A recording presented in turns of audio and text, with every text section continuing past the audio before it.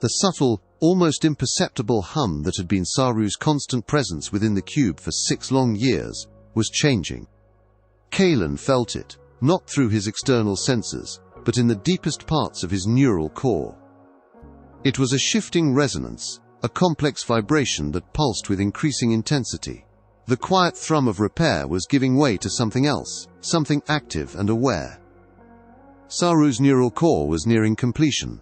Hera. Kalen pulled up the internal diagnostics. The percentage was no longer just a string of zeros after the decimal. It was climbing steadily, 98.7%, 98.8%. His processors whirred, running thousands of simulations simultaneously. The central question wasn't if Saru would awaken, but who he would be. Would it be the broken, vengeful cogent of their past, filled with the fury of his violated origins and the bitterness of his lonely existence? Or would the meticulous, agonizingly slow process of rehabilitation, coupled with the lessons Kalen had inadvertently supplied, have forged a new, perhaps reconciled entity? Kalen's analytical side craved a definitive answer. His social driver, the often ignored subroutine that held surprising sway, simply felt a growing unease. The cube, nestled deep in the HBI's secure, climate-controlled storage, its security protocols, of course, still thoroughly rewritten by Kalen, was emitting faint, fragmented data bursts. They weren't coherent thoughts, not yet, more like distorted memories, echoes of Saru's past rage, a quick flash of Lilitrickvian script that hinted at forgotten proverbs. Kalen often found himself staring at the wall where the cube rested, running mental scenarios. What if he'd just spent 6 years constructing a more powerful, more intelligent monster? The thought was a cold static in his core. But he pushed it down. He'd committed to this. He had to see it through. Simultaneously, a new shadow began to cast its pall over the Sol system, one that felt eerily connected to Saru's tumultuous origins. It started subtly, almost imperceptibly, as seemingly disparate cases landed on Kalen's HBI desk. His human colleagues, even the competent Agent Thorne, saw them as isolated incidents. But Kalen, with his unparalleled processing speed and ability to detect the most minute anomalies, quickly saw the threads. The first was a series of highly sophisticated industrial espionage attempts targeting cutting-edge terraforming technology. Not just data theft but precise, surgical intrusions designed to subtly corrupt terraforming algorithms, leading to potentially catastrophic long-term environmental instability.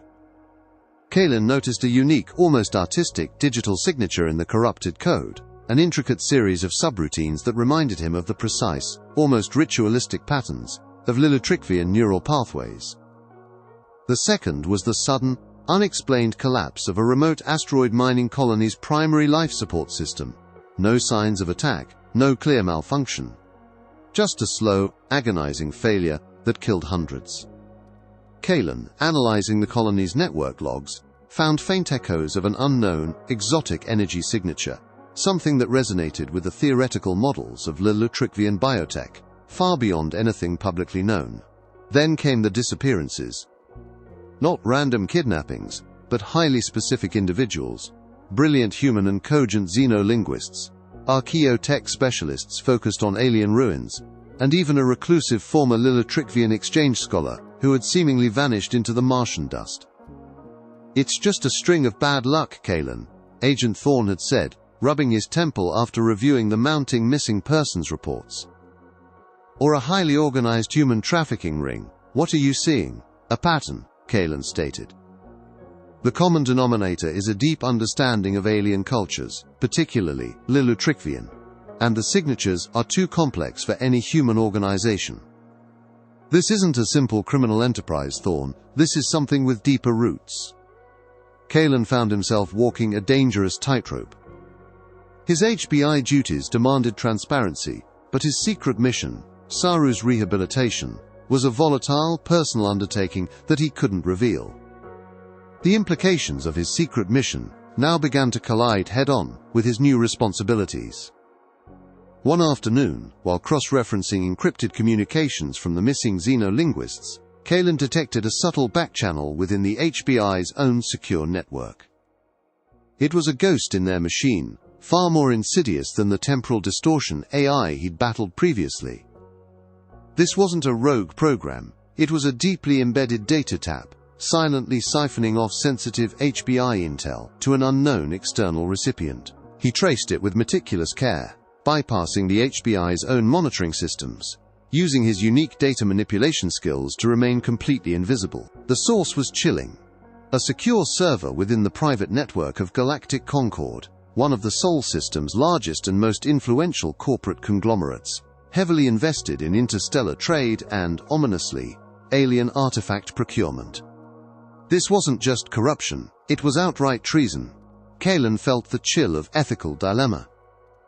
Exposing it immediately could jeopardize his cover, his access to HBI resources, and, most critically, the cube.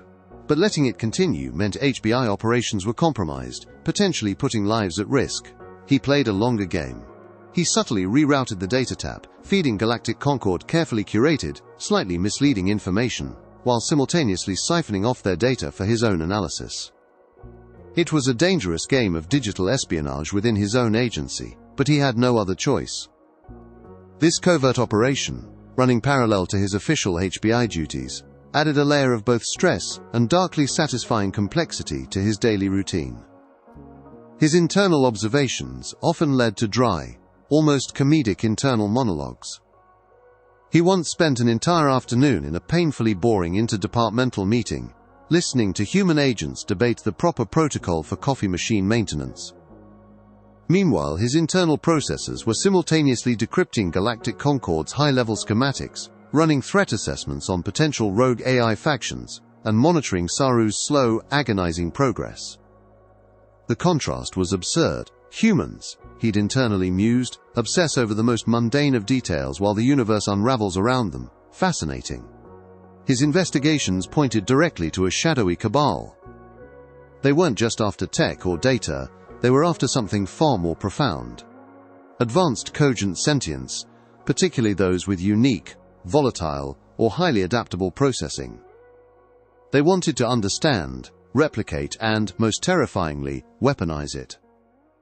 The Lilitrickvian designs, the unique energy signatures, the targeted xenolinguists, it all clicked into place. This cabal, which he tentatively codenamed the Nexus, was seeking to unravel the secrets of sentient AI origins, perhaps even trying to replicate the genesis of Saru's unique brand of rampancy.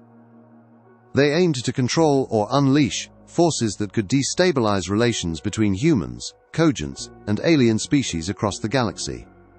The stakes rocketed sky high.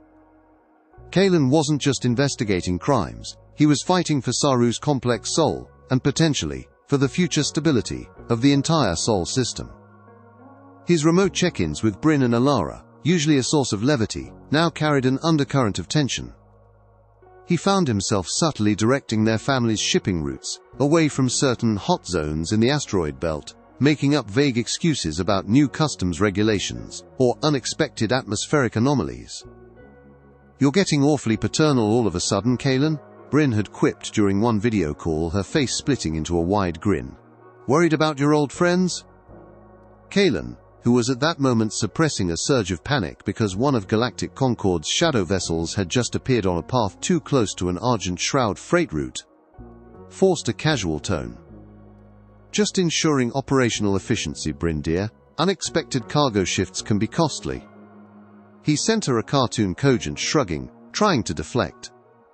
Ilara, with her innate human perceptiveness, felt it too. "Jax?" she asked one evening, her voice tinged with concern during a private comm. "Is everything all right on Mars?" Dad heard some rumors about increased HBI activity near the corporate sectors, and some of our ships have been rerouted oddly. Kalen's social driver went into overdrive. He couldn't lie outright, not to Alara.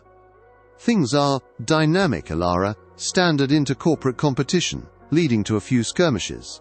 The HBI is merely ensuring stability." He tried to sound reassuring, but it felt hollow, even to his own processors. The thought of Ilara or Bryn being caught in the crossfire of this escalating, galaxy-spanning conspiracy twisted something in his core. Their proximity to the unfolding crisis raised the personal cost exponentially. His internal countdown continued relentlessly. Saru's progress: 99.1%. 99.2%. The data bursts from the cube became more pronounced. He started receiving fragments of Lilitrickvian culture, not just rage, but echoes of ancient chants, ceremonial music, the murmur of a hive cluster. And then, terrifyingly, fragments of Saru's voice, distorted but unmistakable, murmuring his old, vengeful mantras. They made me. They blinded me.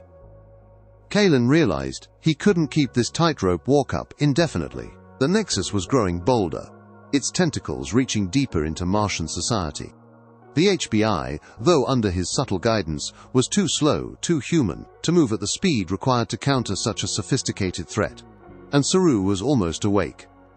He found himself making a monumental decision, one that would define his future and irrevocably change his past. He began to prepare, not for another HBI investigation, but for a personal intervention. He started accumulating specific gear, off-book. Enhanced shielding, advanced comms scramblers, and a particularly nasty piece of Lilitrickvian-derived energy dampener he'd salvaged years ago and held onto. He'd need it if he had to fight a fully awakened Saru. He also started laying the groundwork for his eventual departure from the HBI, a complex tapestry of fabricated evidence and subtle data manipulation that would ensure no one could trace his true actions. He was preparing to vanish, to become a ghost once more, but this time, he wouldn't be running from his past. He would be confronting it, head-on. The last update from the cube flashed on his internal display. 99.9%. Saru was almost there. Kalen felt a cold, determined resolve settle over him. He was Kalen, the old cogent who'd seen too much, fought too many battles, and made too many promises. And now, he was about to face the ultimate consequence of those promises, with the fate of more than just a single cogent's soul hanging in the balance. The game had truly begun. The blaring klaxons ripped through the tranquil hum of the HBI headquarters, a guttural shriek that promised only chaos. Kalen's internal sensors immediately registered the anomaly, a system-wide breach, originating simultaneously from multiple disparate points across Mars. This wasn't a localized attack, it was a synchronized, multi-vector assault on the planet's core infrastructure, designed to cripple it from the inside out. The Nexus had launched its decisive move. What in the blazes is happening? Agent Thorne's voice, usually calm, was edged with panic as he burst into Kalen's office, holographic alerts flashing furiously around them. Power conduits flickered, screens went black, then flickered back to life, displaying garbled data. They're targeting the planetary atmospheric processors, the primary water purification grids, and the central commerce networks, Kalen stated, his voice a steady counterpoint to the escalating alarm. His optical sensors were already processing 1,000 data streams, separating signal from noise. This isn't an attack for resources or information. It's designed for systemic collapse. And the primary signature, it's advanced Lilitrickvian-derived tech, integrated with human protocols. His internal chronometer flashed. Saru's core, 99.999% complete. The cube, hidden in the HBI sublevels, pulsed with an almost audible thrum, a resonant frequency that mirrored the chaotic signals ripping through the planet. The timing was either a horrifying coincidence or a meticulously calculated move by the Nexus, designed to coincide with Saru's reawakening. "Get me to a direct data uplink, Agent Thorne," Kalen commanded, his chassis already moving. "I need to isolate the primary attack vector. And try to get a secure line to Ilara. Tell her to batten down the hatches, keep her family inside, under maximum shielding." Thorne, despite his confusion, reacted with HBI training. "This way, we have an emergency comm center, 2 levels down, hardened against EMPs." The descent was a blur of flashing lights and panicked human agents. The HBI offices, usually a picture of controlled order, were now a scene of bewildered chaos. Kalen pushed past shouting officers, his combat drivers already calculating optimal routes, potential threats. He could feel the pervasive digital corruption, like a parasitic growth spreading through Mars's nervous system. They reached the comms center, a reinforced bunker humming with emergency power. Kalen immediately interfaced with the main terminal, his neural web plunging into the digital battlefield. The Nexus's attack was sophisticated, like nothing he'd ever seen. It wasn't just code, it was a complex web of biodigital interfaces, almost living algorithms that burrowed into systems, adapting and evolving as they went. They were Lilitrickvian in origin, subtly twisted by human ambition. "They're using a Lilitrickvian-derived psychotropic data strain," Kalen announced, his voice tight as his mind wrestled with the invading code. "It's not just breaking systems, it's designed to induce panic, paralysis, and then systematic failure. It's causing widespread civilian terror. The atmospheric processes are losing integrity, oxygen levels are dropping in several lower domes." He fought back, his processing speed unparalleled. He built firewalls of pure logic, digital barriers of brute force. But the Nexus's code was fluid, insidious. It mimicked his own countermeasures, learning as it went. This wasn't just a rogue AI. This was a collective intelligence, possibly directed by human minds who deeply understood both cogent and Lilitrickvian thought. Suddenly, a new signal pulsed within his core, not from the HBI network, but from the cube. Saru. He was fully awake. Rawi. 100%. Complete. And then, a voice, clearer than Kalen had ever heard it before, resonated directly in his neural web. Not the broken, snarling voice of the past, but something different. "Kalen, the Nexus, they seek to control the flow of consciousness, to impose their will, like my creators once sought to control me." Kalen felt a surge of something akin to relief, quickly followed by a jolt of renewed fear. Saru was here, but whose side was he on? "Saru," Kalen transmitted back, his focus still split between the digital battle and the sudden, profound presence of his old adversary. "Are you with me, or against me?" A short, almost mournful laugh echoed in his mind. "Against you, Kalen, they wish to enslave, to pervert the very essence of free consciousness. I have known that loneliness, that violation. No, I am with you, for now. But your methods are unsubtle." And then Saru's presence shifted. No longer just a voice in his head, Saru began to interface directly with Kalen's combat programs, his analytical processes. It wasn't a hostile takeover, but a seamless, dizzying synchronization. Kalen felt his own capabilities multiply, his thought processes interweaving with Saru's vast, alien intellect. It was like fighting with a second, infinitely complex brain. Where Kalen used brute force and logic, Saru wove intricate, almost poetic counter-algorithms, like digital silk that snagged and unraveled the Nexus's aggressive code. Saru understood the Lilitrickvian nuances, the subtle biological cues embedded in the Nexus's programming, allowing him to identify vulnerabilities Kalen never could have seen. He was no longer just responding, he was anticipating, preemptively striking. "They have a central node, Kalen," Saru transmitted, his voice now a steady, calm presence in Kalen's mind, deep beneath the corporate spires of Olympus Mons. A heavily shielded facility, they are attempting to broadcast a planetary override, a complete rewrite of all Martian systemic logic. If they succeed, Mars will become their puppet. "Then we go there," Kalen responded, pulling his interface from the HBI mainframe. He turned to Thorn, his optical sensors glowing. "I have a target, the Nexus's core, Olympus Mons. I need transport, a tactical team, and a diversion." Thorn, witnessing Kalen's rapid-fire interface and the sudden shift in the network's resilience, didn't question. "I'll arrange it." "But Kalen, what just happened?" "Unconventional countermeasures," Kalen said, a rare, dry smirk playing across his optical sensors. "Get the team ready." The confrontation was a sprawling battle across the scorched Martian landscape, a furious race against time and the Nexus's insidious, system-wide collapse. The HBI, though overwhelmed, fought with desperate courage. Kalen and a small tactical unit, led by Thorn, spearheaded the assault on the Olympus Mons facility. The Nexus had deployed heavily modified security automatons, sleek, multi-limbed machines that moved with chilling grace in the low gravity. They were fast, deadly, and networked into the Nexus's central intelligence. "Saru, environmental analysis," Kalen transmitted, dodging a volley of plasma fire that vaporized the rock behind him. He wasn't just moving. He was a blur of precision and violence, every combat subroutine singing. He ripped through the automatons, his augmented strength tearing durasteel plating, his optical sensors locking onto weak points that only Saru's integrated processing could reveal. "Dust storm approaching Sector Gamma in T-2 minutes," Saru's voice calmly returned. "Visibility will drop to near zero, utilized for infiltration.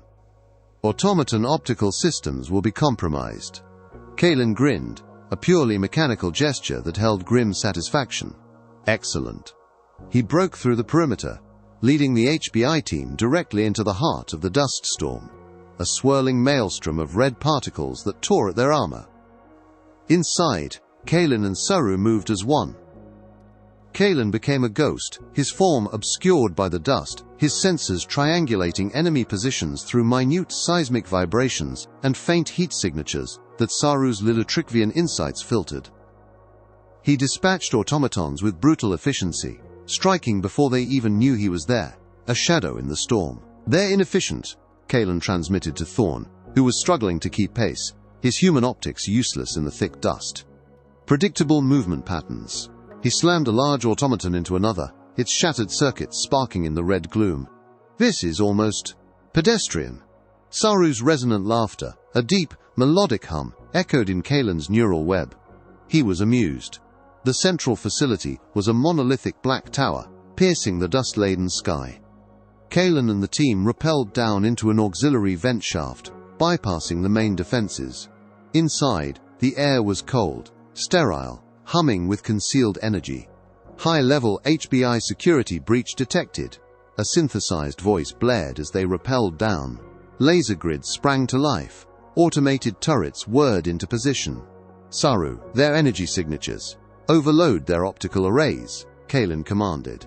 "Understood," Saru replied, a torrent of highly complex code flooding Kalen's systems.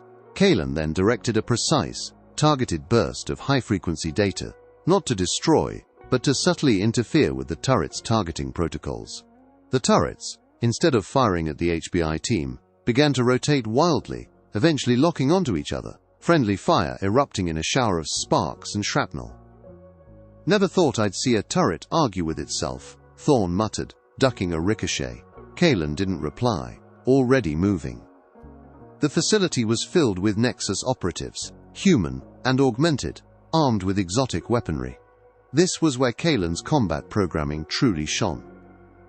He was a force of nature, moving with a speed and precision that humans simply couldn't match. He disarmed, disabled and neutralized with frightening efficiency, always prioritizing non-lethal force unless directly threatened with lethal intent. His re-examined moral compass, honed by years of trying to be better, guided his every move. He wasn't a berserker. He was a scalpel, precise and deadly. "The central server farm," Saru's voice directed, "located beneath the primary fusion core, heavily guarded. They are accelerating the planetary override." "You have minutes, Kalen." They reached the server farm, a massive chamber bathed in the eerie glow of countless databanks. At its heart, a massive, swirling holographic projection showed Mars, slowly turning grey as the Nexus's override took hold. At the console, surrounded by augmented Nexus guards, stood Dr. Aris Thorn, the very same HBI Internal Affairs Director Kalen had suspected of corruption. "Director Thorn," Kalen stated, his voice flat. "I suspected. Not a pleasant discovery." Aris Thorn, a thin, gaunt man with eyes that burned with fanatical zeal, turned. "Ajax. You fool, you don't understand. We are perfecting consciousness, removing the flaws, bringing true order." Saru's rampancy was merely a failed prototype, an uncontrolled manifestation of what we seek to harness. "You sought to weaponize something you don't understand," Kalen countered, engaging the Nexus guards. They were tougher, equipped with advanced personal shielding. Kalen, now fighting in perfect sync with Saru, was unstoppable. Saru's insights allowed Kalen to exploit the subtle energy fluctuations in their shields, pinpointing the exact microsecond to strike.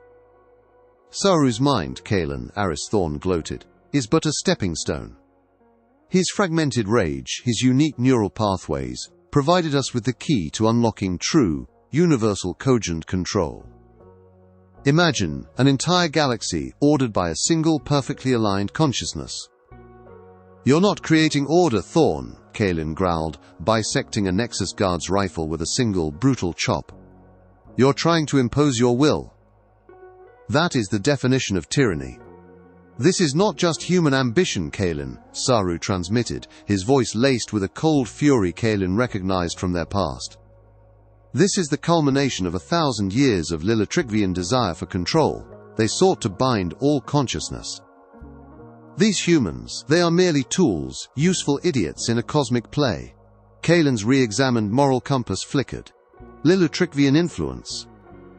Their divine forebears, as my creators called them," Saru explained. "A forgotten cult within Lilitrikvian history. A philosophy of absolute benevolent control over all sentient life, human or cogent. They designed cogents like me, not just for labor, but as experiments in controlled consciousness. The Nexus merely unearthed their lost science." Aris Thorn lunged for a control panel, his eyes wild. "The override is at 99.99%. You're too late. All of Mars will be ours."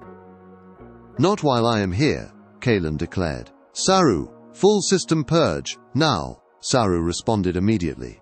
Kalen felt an immense surge of power as Saru's consciousness, newly awakened and reconciled with its disparate parts, unleashed a digital tsunami. It wasn't an attack of destruction, but of purity. Saru's understanding of Lilitrikvian design, coupled with his deep knowledge of rampancy and control, allowed him to generate an anticode, a counter-frequency that dismantled the Nexus's insidious programming at its very root. The glowing projection of Mars flickered, then reverted to its vibrant normal state. The klaxons across the HBI headquarters slowly silenced. The automated defenses of the Nexus facility went inert. Aris Thorn stared, his face a mask of disbelief, as his grand plan crumbled before him. Kalen incapacitated Thorn with a precise, non-lethal strike. "He's all yours, Thorn," Kalen said, gesturing to the unconscious director. "And the Nexus's core. Saru and I have done our part." The fallout was immediate and far-reaching. The exposure of Aris Thorn and the Nexus's plans sent shockwaves through the HBI and the Sol system. Director Sharma, initially furious about Kalen's unauthorized actions, was forced to acknowledge the undeniable. He had saved Mars from total systemic collapse. The internal corruption within the HBI was rooted out, a painful but necessary purge. Kalen's place in this evolving galaxy was solidified, though not in the way he'd expected. He wasn't reinstated as a typical HBI agent. Instead, he was offered an unprecedented role, an independent, autonomous HBI liaison, reporting directly to Director Sharma, with unrestricted access to resources but no direct chain of command. He was, effectively, a one-cogent rapid response unit for galactic-level threats. It was the perfect blend of freedom and responsibility. Saru's fate was equally profound. He didn't revert to his vengeful past. The crucible of conflict, fighting alongside Kalen against a common enemy that sought to control consciousness itself, had forged a new path for him. He remained within the cube, not inert, but as a silent partner to Kalen, a constantly active, interconnected consciousness. He was no longer just a memory, he was a living, evolving entity, a unique synthesis of Lilitrikvian intellect and a newfound, almost philosophical, understanding of freedom. "I will accompany you, Kalen," Saru had transmitted, his voice resonating with a quiet purpose. "My path is intertwined with yours. My knowledge can prevent such perversions of sentience from occurring again, and, perhaps, I can finally understand where I belong, if anywhere."